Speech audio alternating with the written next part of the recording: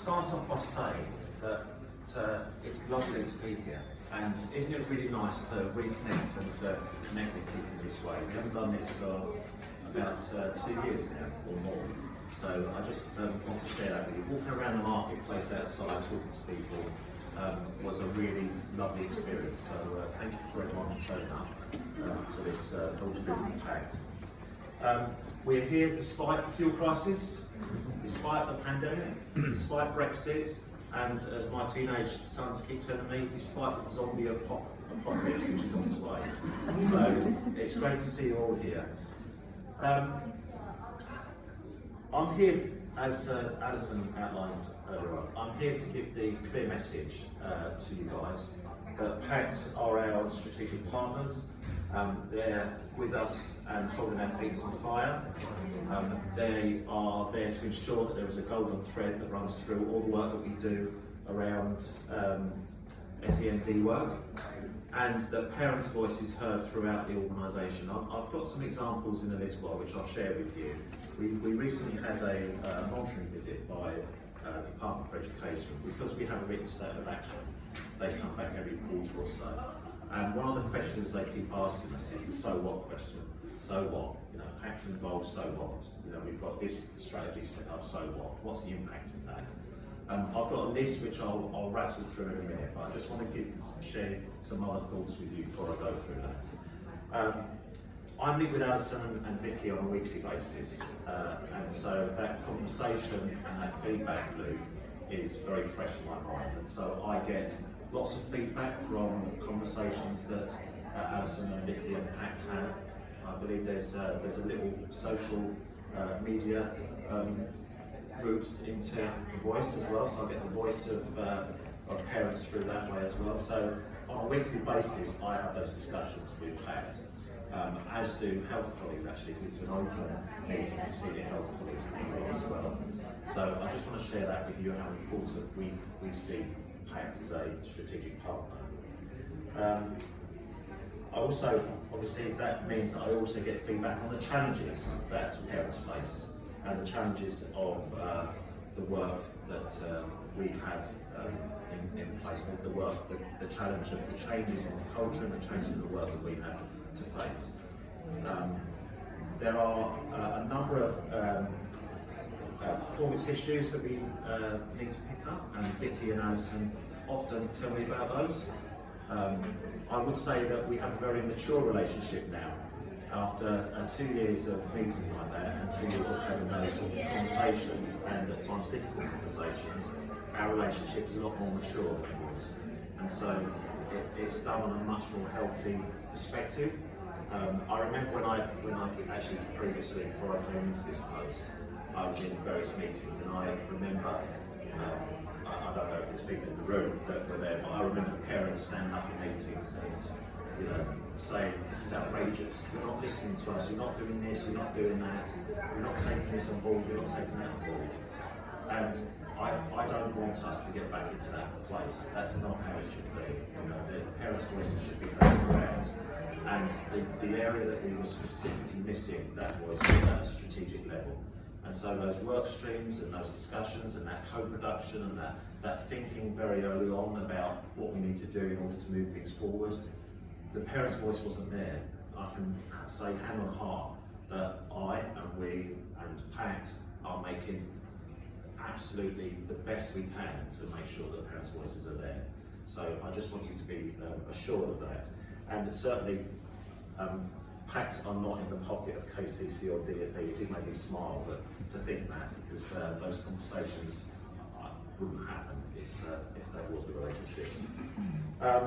So on to a few examples of how we've progressed and the so what question that DFE asked us the other day. So I'll just wrap through a few bullet points if I can. There's a role called the Provision Evaluation Officer role that exists within Kent. So feedback from parents was that this was indeed a great role and it should be expanded. So we expanded that role. Department for Education have since gone out and are sharing with other local authorities around the country the good work that do PEO workers, and that that progress and that push for additional resources for those was on the back of parental conversations and parental wishes.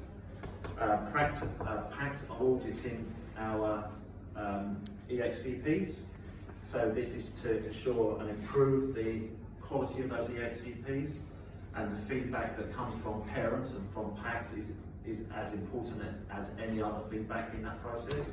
So it's about having that cycle of improvement, so making sure we get better and that the parents and the young person's voices are included in those EHCPs.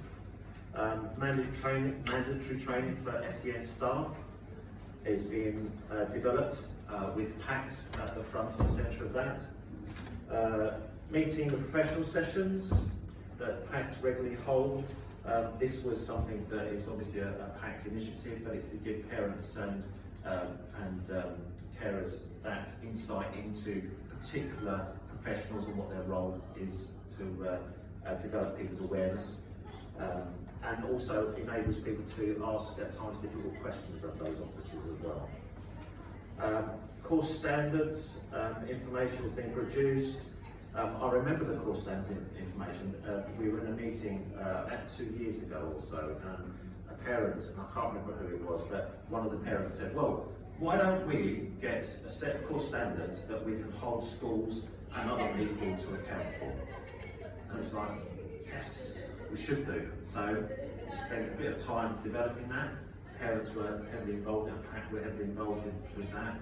That's now rolled out, and all schools have a course standards charter which they are attempting to meet. And that course standards is something that parents need to be aware of, because that's what you can expect from schools. They've signed up to that, and that's what we should be holding them to account for. Co-production is now business as usual throughout the system. So co-production of these sorts of things that I'm speaking about is now regular occurrence, and that goes throughout the strategic work that we're doing. Parents' voices are now heard at important forums where previously they weren't even present, so there's much more of an engagement and much more representation of parents at those forums. The information hub is much more relevant for parents, and I know that that seems like, well, what's Pact's involvement with the information hub?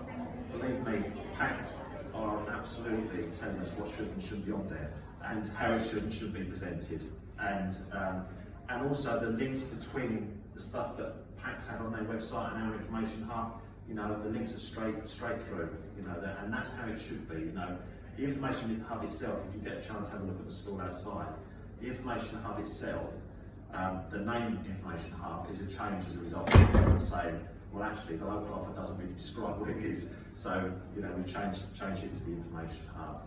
We obviously had to clear that with DFE, because that's the local offer is how it's described in the code of practice.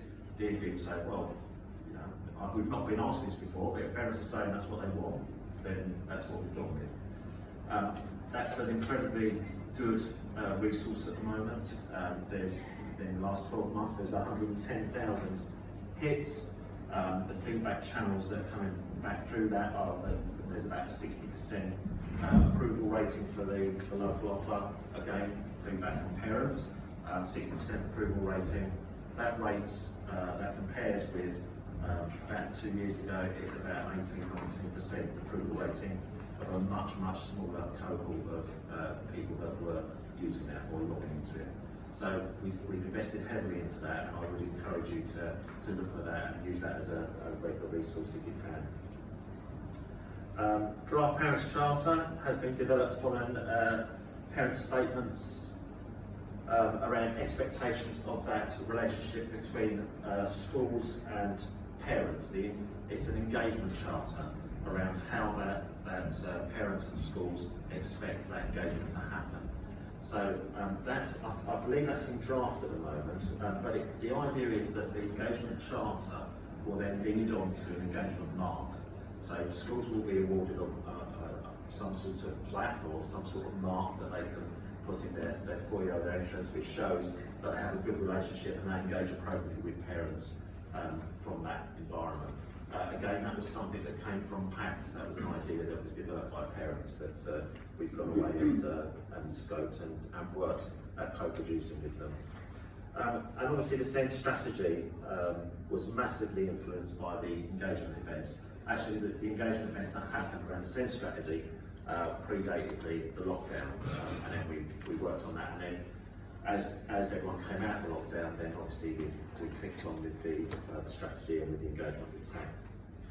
Having said all of that, as Alison alluded to earlier, having said all of that, there's loads of changes at a strategic level, and there's lots of work going on. But as I'm told by Pact on a regular basis, parents are not yet feeling that change on a day-to-day basis at an individual level. There are signs that things have moved on. All the things I've just explained to you have led to changes in practice and changes in ways of working. On an individual level, that takes time to filter down. And it is something that I'm very conscious of, that it's taken time to filter down. From experience elsewhere in the country, we are told by DFE colleagues and Ofsted colleagues that the cultural shift, which is what we're talking about, takes time, and that things will change over time, and that things will feel different over time. The thing we have to do first is get those top level changes in place and raise expectations and change the relationship at that sort of level. I think the Pact have enabled us to do that in a significant way, and I think that over the next period of time, we will see that filtering down, and that approach and that way of thinking and that golden thread that I spoke about earlier will then filter through right down to individual levels. Just to give you an idea of the context of the challenge we have in Kent, which is unlike any other authority in the country, because we're the largest than any other authority in the country. We have the most EHCPs than any other authority, the most SEN support than any other authority. So the challenges are particularly unique, challenging Kent just because of the sheer size and magnitude of the numbers we're talking about. We've got 25,500 students with SEN support across the county. We've got 17,200 EHCPs across the county. We've got 5,500 pupils within our special school sector across the county. We've got over 650 schools in the county. Now, just to contextualise that, Portsmouth, which is one of the authorities that we've got a relatively good relationship with because they're a good performer with regards to SEN. Portsmouth have got about a dozen schools, and they have on a regular basis about 2 or 3 EHC referrals come through a month. We have on a month over 300. So the learning and the scoping up that we have to do is significant, just to give you an idea of the size of the challenge. Just to say also, talking to colleagues across the country, the phenomenon that we've seen in Kent post-lockdown in regards to the large numbers of requests that are coming through for the ACPs or for SEN support is a national phenomenon.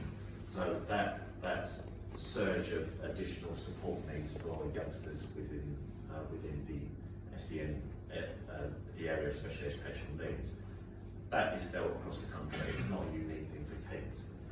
So that's an additional challenge for us as well to address over the coming weeks and months.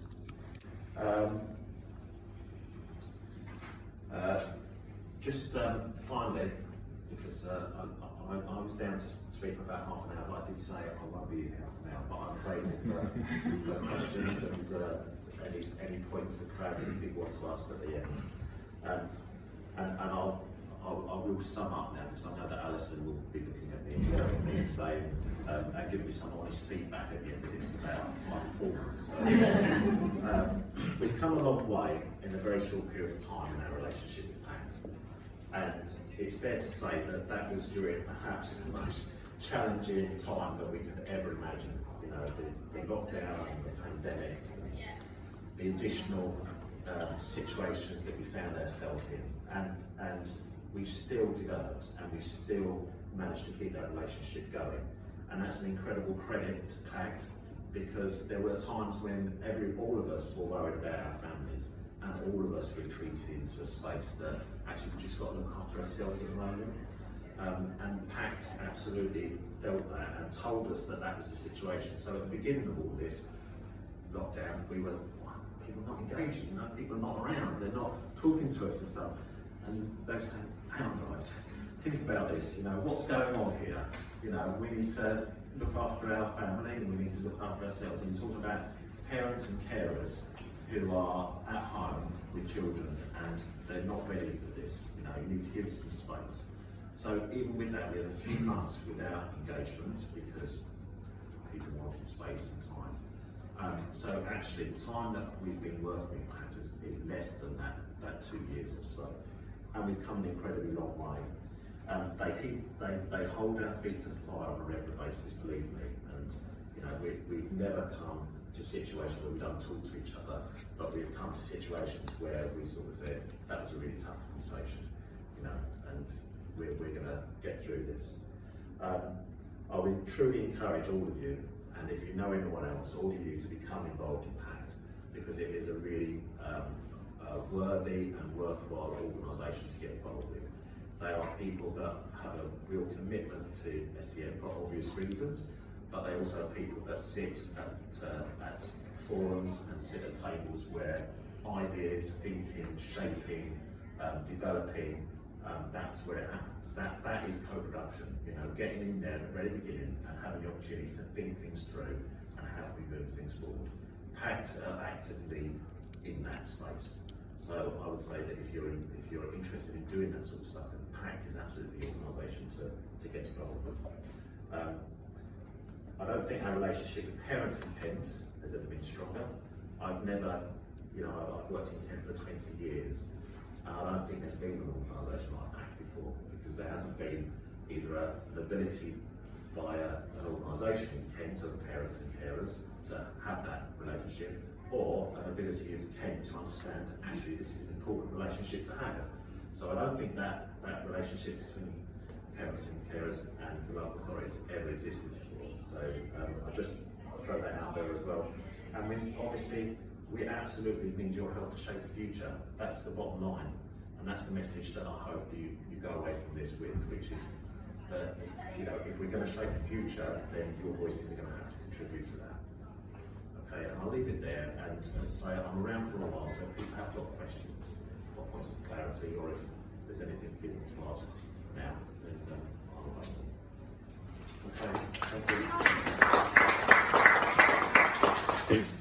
Can I just ask, you referred to like Portsmouth, and that they've got a smaller special needs, smaller HP, but it's a smaller authority. Yeah, much so how can you compare that with Kent? Because obviously Kent is a much bigger authority, has a lot more staff, and obviously a massive budget. Yeah. So you can't really. That was exactly the point I was making.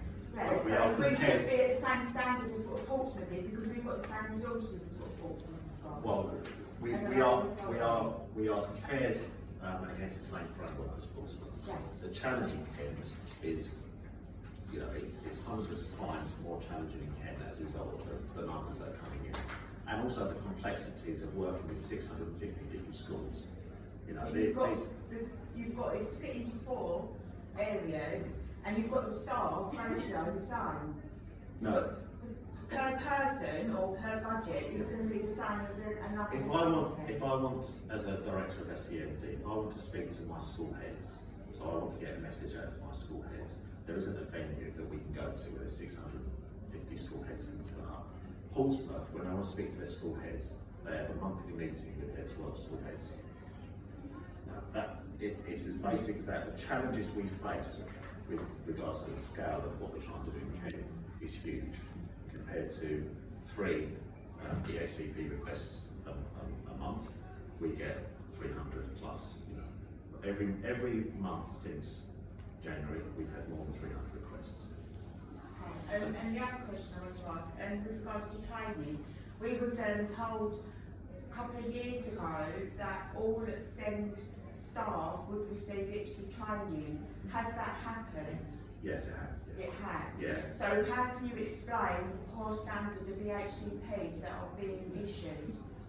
Well, we've changed the format of the HCPs as a response to feedback that the EACPs were not not in the format that it should be. The child's voice wasn't being heard. We're working through a quality audit process to ensure that the quality improves.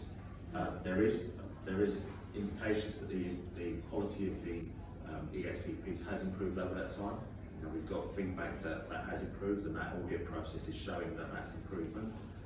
Obviously, I'd like to say here that every EHCP is at a standard that we want it to be, but the reality is that that's not the situation. I know it's not. You know, I get feedback on a regular basis that it's not, but we are on that upward curve of improvements and stuff. The other thing is that we have a turnover of staff as well. So we've got lots and lots of EAs, we've got lots and lots of report writers, but then there's lots and lots that are a turnover. So we have to keep on that continual churn of training and improving. So we have a quality assurance audit to make sure that it's improved, and we have a continual training process that we've developed that will make sure that anyone who comes in then is trained to a standard that we want them to be or expect them to be at. With the quality assurance of the HCPs, I went into it as a sceptic because I thought what you're delivering is like a check to make sure that they're legal. And my question was, how do I comment about cutting and pasting, about grammatical errors, about spelling mistakes? Well, I found a box. On every, yes, it's a compliance check. That's what the computer does. But the computer program is only as good as the person sitting there. And I very soon discovered that every single page and every single section has a comments box. And although those EHCPs that I get to see are anonymised, they do leave an initial. So I can see if they at the beginning say J requires such and such, and then halfway down it becomes H, I'm afraid what I put in my comments box is this has been copied and pasted and it fails the compliance check. But obviously it's going to take time for them to roll through. And at the moment I'm right in saying we're checking new EHCPs, Yeah. So not the annual review ones. Because I think, you know, I'm talking to the people that know, your EHCP doesn't get rewritten every year when you have your annual review.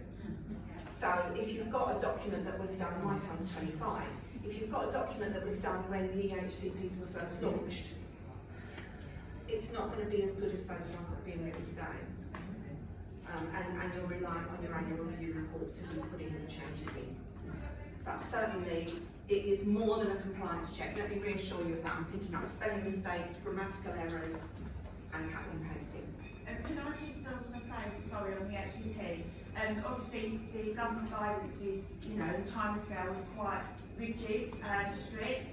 So what is KCC's achievement rate on meeting those timescales for the HCPs? Well, this month it is 50%. The average for so far this year is 41%. The average last year was 31%. The year before that was 27%. So again, it's not at the levels that we expect it to be at, but we have a huge number coming through. The demand, just to give people an indication of the increase in demand. So last year, the average number of EHCPs coming through on a month-to-month basis was about 200-ish. This year it's over 300. The average at the moment is more like 350 a month coming through. So if you think we had resources 2 years ago that were dealing with 200-ish a month, and we were performing at 27, 31 maybe %. We've got a 70% plus increase this year, and we're performing at about 41, between 41 and I hope over the coming months it will increase further and go towards the 50 mark. We're increasing the ability to go out and do that increase in percentages, and that's on the back of a large investment in those report writers going external to get external report writers to build that capacity into the system. We didn't have enough people to do it on the basis that the increase was so big. But we have a trajectory that we will then have a very much better performance rate by the end of the year. It's already improved, say 10% since January, so it's gone up 31% last year, it's now 41% on average, and it's going upwards again. So, Is there a reason why there's such an increase in the HCPs? Because obviously children haven't all of a sudden become SEND every time that they're born, you know, it's not a birth rate increase. Is there an increase in why people are having well, HCPs? there's lots of theories around about that. I mean, there's undoubtedly a COVID effect. So, and I say that because I can see that there is a large number of preschool children coming through where parents are asking for DACPs, and that's because previously parents would have taken their children to a setting and they would have had those conversations with the staff in those year settings, and that would have allayed some fears and some strategies and some ways of working with children that wouldn't have meant that you would then need to go for an EACP from a parental perspective. So there's definitely a cohort that didn't get that engagement in those early years, and so parents have gone for the EACP request. There's also things like in the other groups, there's also the effects of lockdown on children themselves, and so you know that not wanting to go back to school, and that parents are worried because of behaviours they've seen at home, and you know the non-engagement of youngsters within the home environment, and so on and so on.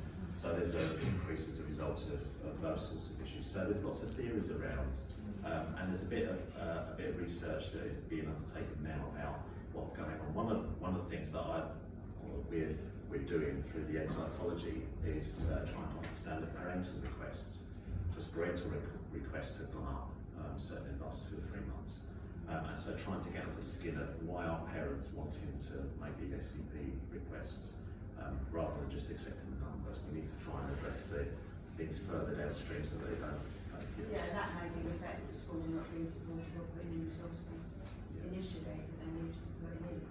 Yeah, that's right. There's all sorts of thinking behind that. Which is why the core standards are so important, because now parents are empowered to go and say, I know this is the minimum that we should be providing.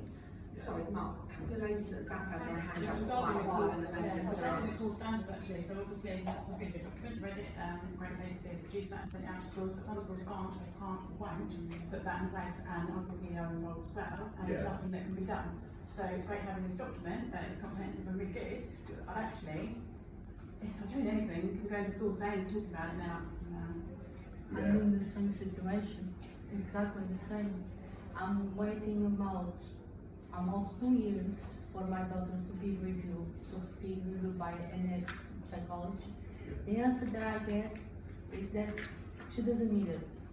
And the school is seeing, everyone is seeing that she's struggling. Now we are at the point that she needs a change of placement. She already has a attempt of suicide, and she's 7 years old. I don't have any support. This document is there, core standards are there, but for me, it's just a document. Mark, are we ready to request that people name and shame schools that aren't? Yeah, well, can I just say that? Not in this room, but I'll just say that the core standards itself is not going to change anything, because you can write anything. Yeah, But that's the thing, it's not. it's the behaviours behind that that change. And one of the things that I mean, Alison giggles about it, but one of the things that we have to do is identify those schools where that inclusion agenda isn't being adopted. And Christine McInnes is absolutely she's very, very clear that this has to be the case. We have to address the schools that are not taking on that inclusion agenda. And in fact, to such an extent that the DFE at the last monitoring visit said to her, you can't set what was the targets. She said, I want to set targets, I want to do this. Every school should have a target around the amount of SEN support they offer to their children. And DFE said, you can't do that, you're not allowed to set targets. So why not? So we need to think of a way which, again, challenges the schools to make sure that they do meet those core standards. And that's something that we're working through. It's so hard when you're trying to explain it, and Yeah. such a time. No, absolutely. We need the You then tell this failing, like, Yeah, I absolutely get that, and that's exactly why we're doing this. Can you send through the details of the school, and then we'll get Christine to go directly to them and find out what's going on. Mark, do you want this to come through us so that Yeah, we can send there's you one of a list? these. Yeah, there's one of these books I think here, and there's another one outside as well, isn't there? So Yeah, if you there's put a the details book down there. there. Yeah. There's one on the way out, so just leave us a list and we'll take it in there. Time probably for a couple more questions. Okay. I just wanted to say very quickly, I would echo the same thing about compliance with mainstream core standards. And also, I mean, compliance with the LCPs, to be honest, because we've had perfectly workable LCPs that have been compliant with over the years by quite sizable issues. The provision evaluation officers that you mentioned, wonderful. So keep growing that function, and maybe that's something that might sort of look at some of the mainstream core standards issues as well. Yeah. Because we have had some support from provision evaluation officers. They have, when they've attended the meetings, they have actually been excellent. Yeah. And I would say, just grow that function, please. Thank you, that's a really lovely feedback. Hey, Mark. I wanted to be very positive today, actually, because I've been involved, as Bolt knows, for a very long time in parent representation, probably Years. 15, 16 years actually, in all different guises and all different structures, because we had a lot of restructuring. And what I'd say is, up till fairly recently, I've said every hour that I spent, which was many, unpaid, quite happily, giving input, I felt I always ticked a box, parent included. What I've seen in the last 2 years is that actually Pact, Cape County Council and other colleagues have actually committed together to change this culture. And it was a rotten culture. It was an adversarial culture. We all recognise it. We're not going back there, and it's absolute music to my ears to hear that this culture is changing. And the only way it will continue to change is if every single one of us here will not allow it to be as it was before. And there's no one in this room who doesn't want the best for our children and young people. None of us. So if we're all on the same page, this should be an absolute breeze. Thank you. I think we'll make this. I think Katrina had a question, so this one and Katrina, and then I think Mark's going to hang around, aren't you? Yeah, I am. You look scared. I don't think he's brought a bodyguard with him. I was just going to say, I think culture is a big thing. You can have as many HCPs and good things behind you as you like, but if the setting your child is in aren't taking it on board, it doesn't really make a difference to your child on a day-to-day basis. So what I was going to ask was, with the core standards that are in place, what sort of training do they get? Because what I find is my child is very much, she's the SEN department's problem, rather than using the methods to include her and level playing field for her. Yeah. That's what I see them as, but it's the SEN department can deal with that. So how much training do they get? Because I worry that there's in the tokenism. schools? Yeah, because I worry it's very tokenistic. That, we've got that, one of us will read it, and one of us will send it at the meeting, rather than Very good. I'm not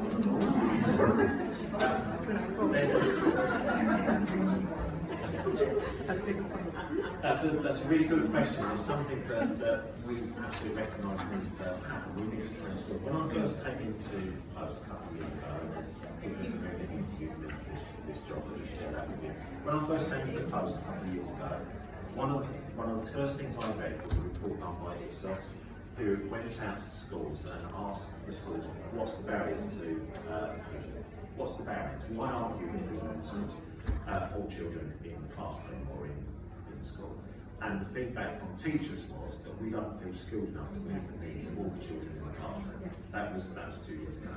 So what we've done over the last couple of years is that we've top sliced the money we've given to schools for that high needs funding, and we're using that, and schools have agreed to this because they recognise that as well. They've read exactly the same report, and we've agreed to roll out levels of training for that cohort of teachers within those classrooms.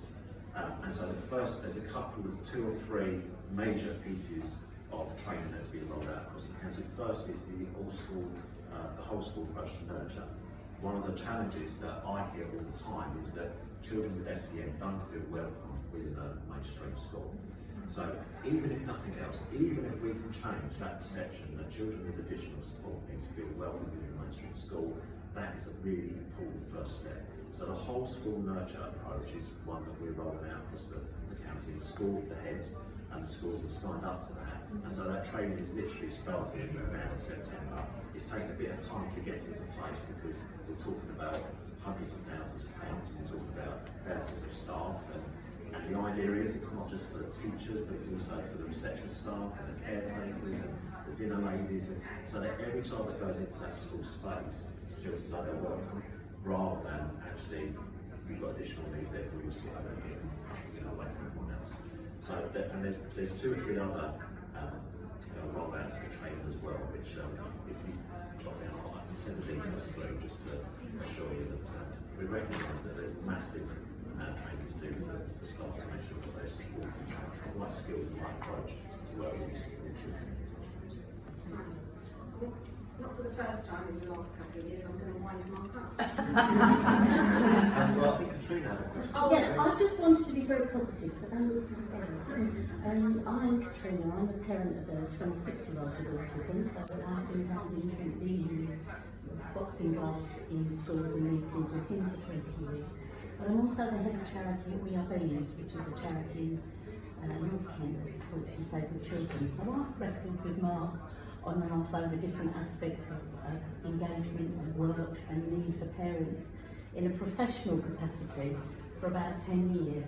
And I just want to say, with my professional hat on, bearing in mind I'm a parent who's worked for you as parents, that I've seen a massive sea change, not just in the engagement of parents and being willing to listen and recognise that parents are the expert in their child, but I've actually seen a very big shift in the way that under Mark, other people within KC are starting to listen to me and the team that I work with as professionals who are dealing with some of the problems and helping you with the things that you face, and actually taking what we say and recognising that actually we're quite good at what we do as well. So I just wanted to say that although I know it's frustrating as a parent that things happen slowly, there is an enormous sea change, and Alison and Pact are making that happen. But I have to say, I'm after a bit more than that. But I just wanted to say with genuine commitment. As a parent, I absolutely get your frustration. Things for your children don't happen quick enough. But it is a big sea change. But the cultural change that's coming from the top is what's important, and I'm really seeing that. And I do hand on heart believe that actually, if Mark can't work to make it happen, Kent's lost, because Mark is making a change. No pressure then.